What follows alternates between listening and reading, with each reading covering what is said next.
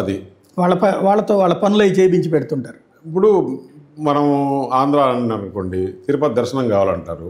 ఎవరు ఏ ఎంపీ కానీ వాళ్ళ ఫ్రెండ్స్ కానీ తిరుపతి దర్శనం కావాలన్నప్పుడు సరే నేను ఆ ఎంపీనో ఈ ఎంపీనో ఆ ఆఫీసర్ను ఈ ఆఫీసర్ని పట్టుకుని తిరుపతి దర్శనం చేయించడం అంటే ఇప్పుడు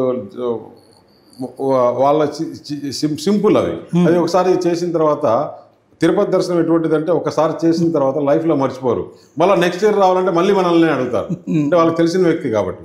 అలా ఇప్పుడే కాదు, నేను దాదాపు 30 సంవత్సరాల నుంచి తిరుపతిలో నాకు ఒక ఎస్టాబ్లిష్మెంట్ ఉంది, మా వాళ్ళు ఉంటారు, దర్శనం చేయిస్తూనే ఉంటారు. దేవుడు మనకిచ్చిన మనకు అంత అదృష్టం ఇచ్చాడు, అంటే ఆ సేవ చేసేదానికి కూడా మనకు ఆపర్చునిటీస్ వచ్చింది.